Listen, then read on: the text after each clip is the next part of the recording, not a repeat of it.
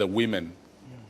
It is well known that an educated woman not only earns income, but when she has children, the children tend to have higher standard of living compared to their parents.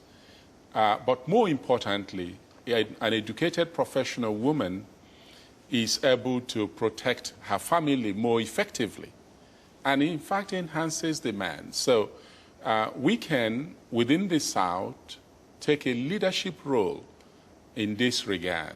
It is likely that different strategies must be designed for each country for the higher efficiency.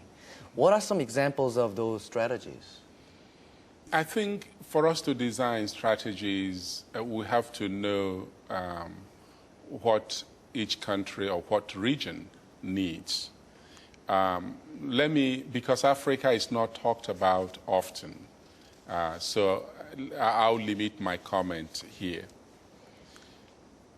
Majority of the African countries essentially exist in terms of governance in the capital cities. There are no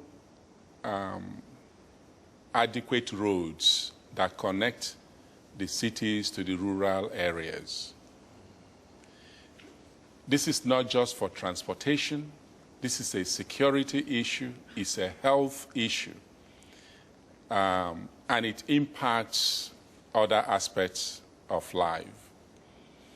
So if we look at the sub-Saharan African region or the entire African continent, and we ask, what is one thing that could change dramatically the continent? Well, make it accessible.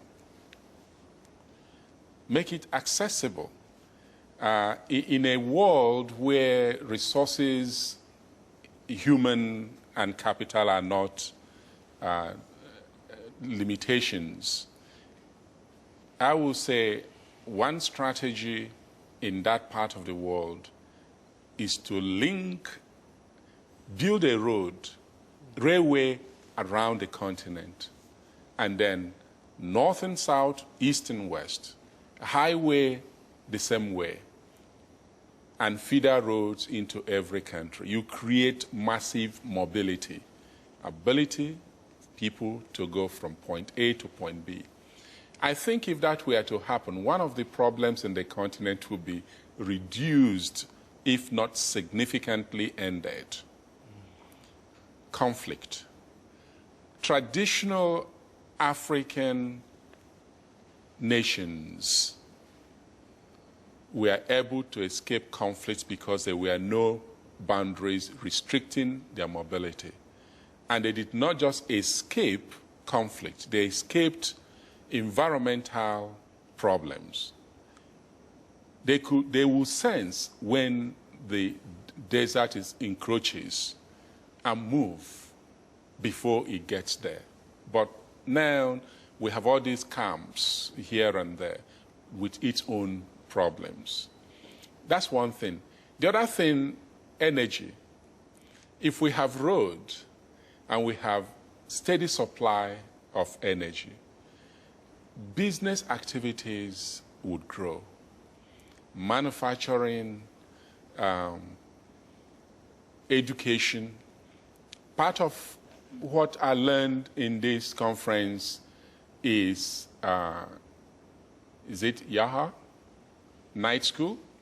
Yaha, night school. You wouldn't be able to effectively implement Yaha in many African rural areas because you don't have electricity. Yes. There is no light. So if we focus in terms of strategy for transforming human lives, strategy for development, we look at those fundamentals and draw from the experiences of countries like South Korea. If China is willing to come on board as an effective partner, India, Brazil, these things can be done not necessarily as gifts. These are business opportunities for companies and countries willing to take the bold steps. Dr. Jang, I'd like to hear your Yes.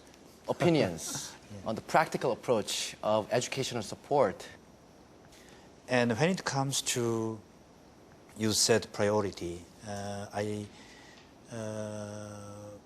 I think the most important thing is to respect the culture of developing partners. As our President Lee mentioned many times, that when we provide aid, we have to have with two hands. It means that we respect and consider the situation of developing partners as a friend, not a kind of I'll give and you will receive it. This is a quite not a good way to have good relations by that.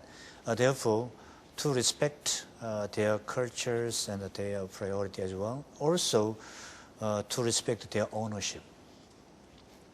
Without ownership, I think not effective.